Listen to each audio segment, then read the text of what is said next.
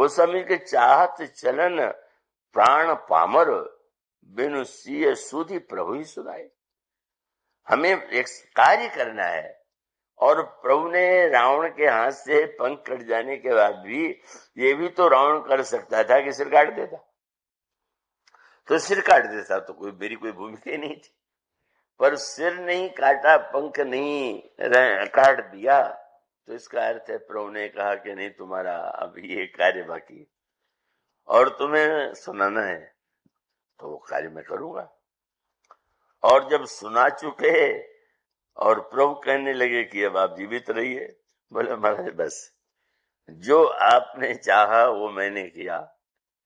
आप तो इस समय उस समय चले जाने में मुझे एक चिंता थी कि मैं आप तक समाचार नहीं दे पाया, लेकिन अब तो वो मेरी भूमिका समाप्त हो गई, और उस भूमिका के बाद फिर आप जैसा चाहते हैं वही होता है। तो मानो अंगद की यह विचार युक्त वाणी बड़ी दिव्य थी, और उस दिव्य वाणी से बंदरों को एक साहस मिला और परिणाम भी सामने आया। बूढ़े ये भी हैं, संपाति, पंख भी नहीं है, इतना असमर्थ देख करके तब उसके बाद संपाति ने कहा डरो मत। और तब जो 4 सूत्र दिए जिसकी चर्चा कल प्रारंभ की गई थी, उन्होंने कहा कि क्या आप लोग पहले तो मैं जो कह रहा हूं उसे देखिए। वो समुद्र में लंका, लंका में अशोक वाटिका, अशोक वाटिका में सीता जी।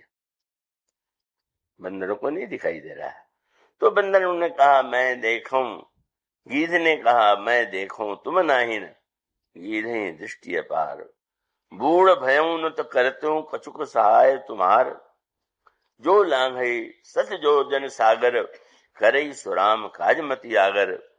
इस 100 योजन समुद्र को जो पार करेगा को वही भगवान का कार्य पूरा करेगा। अब बंदर फिर हाथ पैर ढीले हो गए, दर्शन दिया, ये कह दिया खाएंगे नहीं, और कह दिया, बता भी दिया कि वो सीता जी, और कह दिया हम तो कुछ नहीं करेंगे, और ये भी कह दिया कि आप लोगों में जो मत आगर होगा कब वो उस कार्य को करेगा।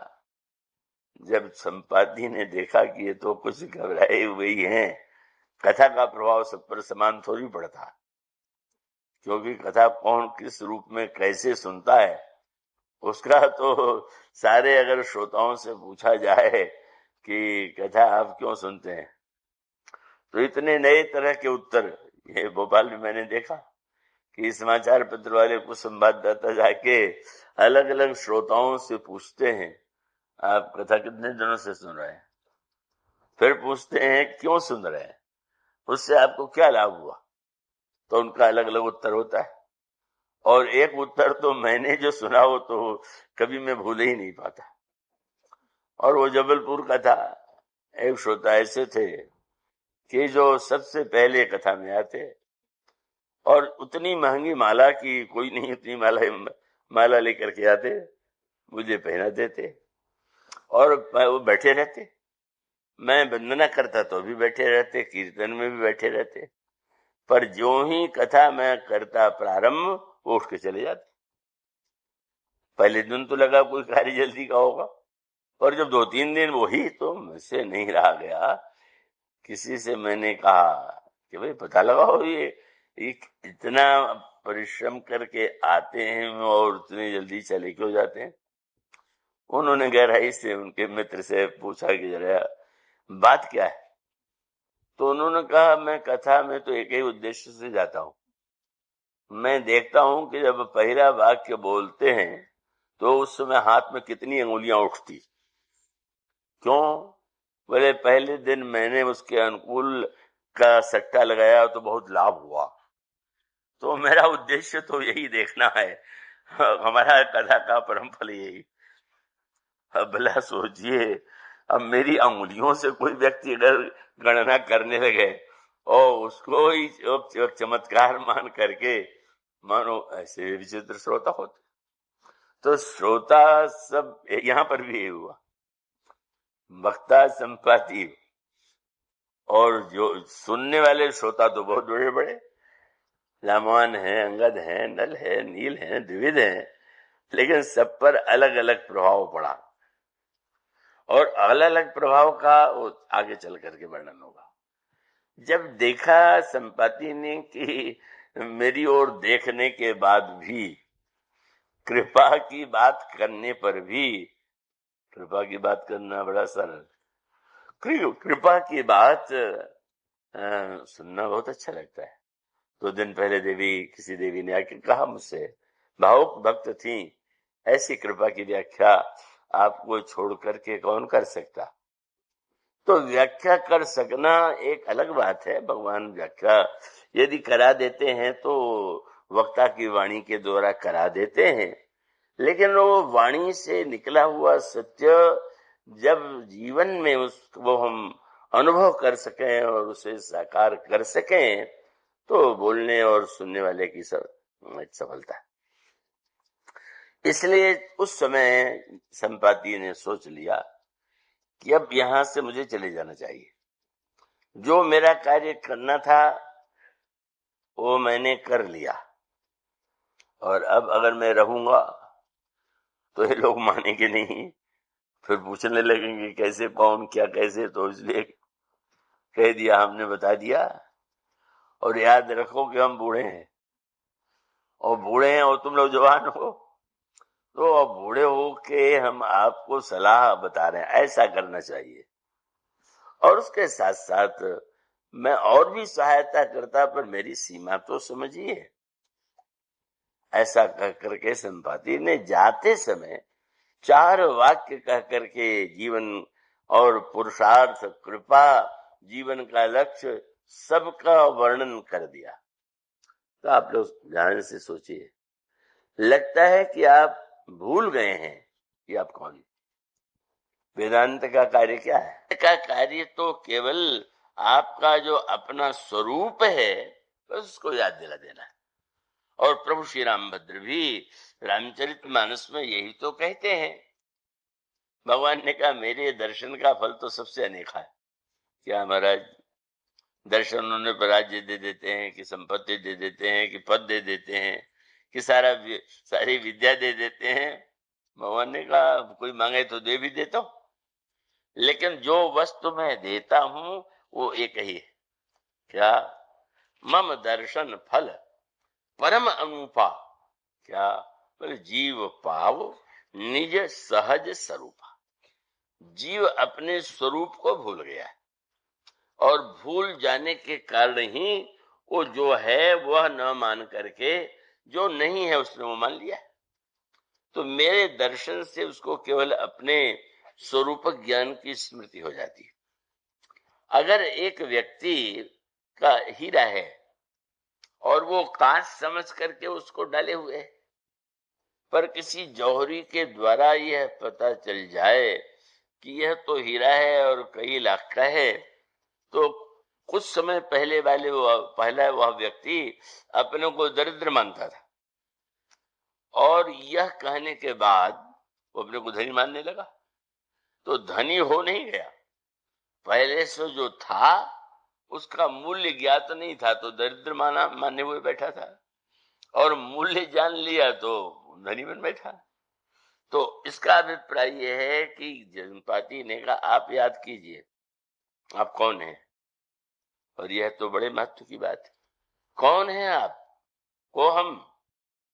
यह प्रश्न ही वेदांत का मुख्य प्रश्न है, और इसलिए उसी का जो साधन है, उसका उद्देश्य है, ईश्वर अंश जीव अविनाशी, चेतन अमल सहज सुख राशि, सो माया बस परिव गोसाई, बंधे कीर मरकट की नहीं, जड़ चेतन ही ग्रंथि परि गई। बहुत बढ़िया बात कही गई। आप लोग चैतन्य रह करके सुनेंगे, अधिकांश लोग तो जगते ही दिखाई दे रहे हैं, आगे ही देख रहा हूं पीछे तो, लेकिन एक दो सज्जन सामने बैठ के सो रहे हैं तो जरा सावधान हो जाए। अब उसमें कहा गया कि जड़ चेतन ही ग्रंथि परि गई, जड़ ने चेतन को बांध लिया। अरे ये कैसे हो सकता है? क्या रस्सी उछल के आपको बांध देगी क्या? आप रस्सी उठा करके उसका उपयोग करें तो बात और है, पर कोई जड़ पदार्थ आपको कैसे बांध लेगा? वेदांत का सूत्र ये कि जीव ने अपने की चेतना को ऐसा मान लिया कि जास सत्यता ते जड़ माया, माया जड़ है और जीव जो है वो ब्रह्म का स्वरूप है, ईश्वर का अंश है। लेकिन जब वो कहता है क्या बताओ माया के बंधन में पड़े हुए हैं, तो मानो उसने ये कह दिया कि जड़ ने चेतन को बांध लिया।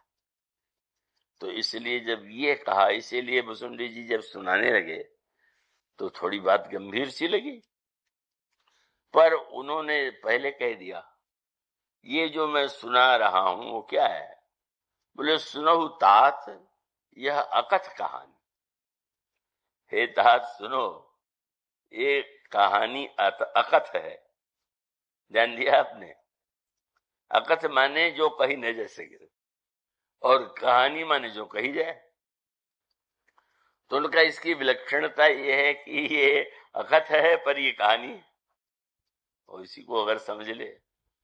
मुझे तो बाल्यावस्था में एक दोहा, बिल्कुल ग्रामीण देवी थी, वृद्धा, उनके मुंह से नित्य सुनने को मिलता था, पर उसका मूल्य तो अब दिखाई देता है।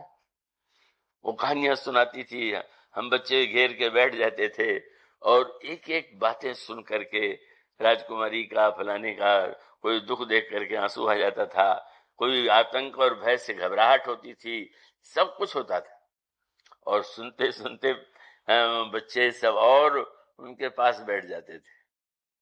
पर जब कहानी सुना चुकती थी तो एक बात कहा करती थी, उस पर तो हम लोगों का ध्यान उस समय कहां से जा सकता था। अब लगता है कि ये तो कितनी बड़ी आवश्यक बात थी। क्या अंत में वो कहती थी, वो बिल्कुल कोई काव्य नहीं है उसमें, उसमें कोई दार्शनिक ढंग की बात नहीं, लेकिन बहुत बड़ी दार्शनिक बात है। क्या बोले? कहानी बड़ी झूठी, कहानी तो झूठी है, कहानी बड़ी झूठी की बात बड़ी मीठी। सुनने में मीठी है पर कहानी जो है वो तो बिल्कुल झूठी है। तब बोले घड़ी घड़ी विश्राम, बोलो सीताराम। इसलिए अब जो है तुमने सुन लिया, और सुन लेने के बाद अब सोने के लिए जाओ और सीताराम बोलो। तो वस्तुतः सत्य यही, जो कहा जाता है क्या वो वस्तुतः तो यथार्थ नहीं होता। वो तो शब्दातीत है, कालातीत है। मन समेत जही जान न बानी, तरक न कहीं सकल अनुमानी, महिमा निगम नेत कही कही, जो तिहु काल एक रस हई। ऐसा दिव्य है। तो ऐसी स्थिति में उस जीव, ब्रह्म का जो अंश जीव है, ईश्वर अंश जीव अविनाशी, चेतन अमल सहज सुख राशि। लेकिन सो माया बस परेऊ गोसाई, बंधे वो कीट मरकट की नहीं, और तब था जड़ चेतन ही ग्रंथि पड़ गई। जड़ और चेतन में गांठ पड़ गई। और अगला वाक्य बड़ा विचित्र है। क्या बोले? जतपे मृषा, कह तो रहे हैं कि गांठ है, बोले झूठी बात, लेकिन छूटत कठिन है। सच्ची गांठ हो तो छूटना आसान है, और गांठ अगर नकली हो तो क्या छोड़ना है। आपने मान लिया कि हम बंधे हुए हैं, तो अब क्या करें? आप दूसरा क्या करेगा आकर के?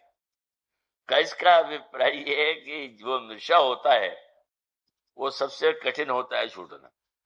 आपको कोई बीमारी हो तो दवा देना सरल है, पर मन की बीमारी हो जाए कल्पना में कि मुझे तो ये रोग हो गया, और कई लोग तो जैसा मैंने कहा जो बात सुनते हैं वही लगने लगता है, ये रोग मुझे है। तो अब ऐसी स्थिति में अगर डॉक्टर ये कह दे कि तुम्हारे मन का वहम है, तो वो डॉक्टर की बात पर विश्वास नहीं करते, समझते बड़ा मूर्ख है। मुझे प्रत्यक्ष अनुभव हो रहा है, ये कह रहा है सबका वहम है तुम्हारा। इसलिए इसका सर्वश्रेष्ठ दृष्टांत तो मानस में है। मैं आशा करता हूं कि अब आप बड़ी संख्या में हैं, और तो एक बड़ा प्रबुद्ध नगर है और आप सब चैतन्य होंगे। रामायण में दो दृश्य आते हैं। और उसके द्वारा भगवान ने दोनों संकेत किया। एक प्रसंग तब है जब मेघनाद के द्वारा बाण मारा गया, शक्ति मारी गई, लक्ष्मण जी मूर्छित हो गए। प्रभु विलाप करने लगे। हनुमान जी जाकर लंका में सुखेण वैद्य को भवन सहित उठा करके ले आए। वैद्यराज आए तो उन्होंने कह दिया कि जीवित होने के लिए जो औषधि चाहिए यह नहीं है, द्रोणाचल पर्वत पर है, और उस दवा को लाना ही नहीं है, सूर्य के उदय से पहले लाना है, नहीं तो मृत्यु संभावी है। और तब यह कार्य हनुमान जी को सौंपा गया।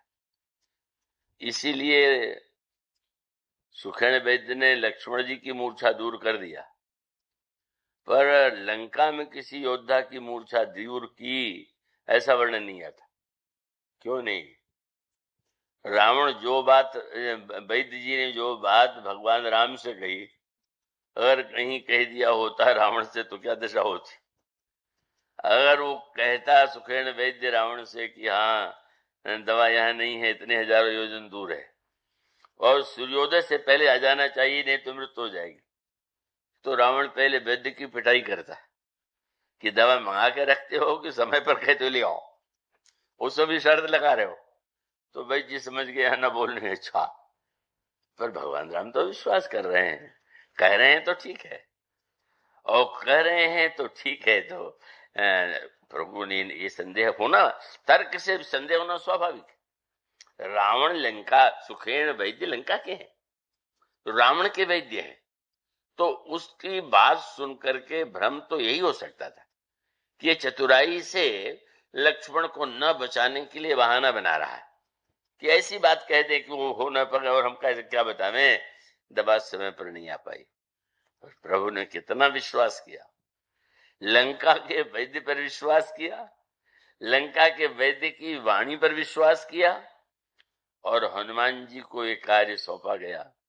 हनुमान जी कितनी लंबी यात्रा करके गए, और समस्त विघ्नों को पार करते हुए अंत में दवा लेकर के आए। लक्ष्मण जी की को वैद्यराज ने दवा दी, मूर्छा दूर हो गई। प्रभु ने हनुमान जी को हृदय से लगा लिया, वैद्यराज को नमस्कार किया, और हनुमान जी फिर वैद्यराज को भवन सहित लंका जा पहुंचा करके चले आए। पर एक नई बात हो गई, अब रावण ने भी एक बार प्रयोग कर दिया शक्ति का, और फिर लक्ष्मण जी जो है मूर्छित हो गए।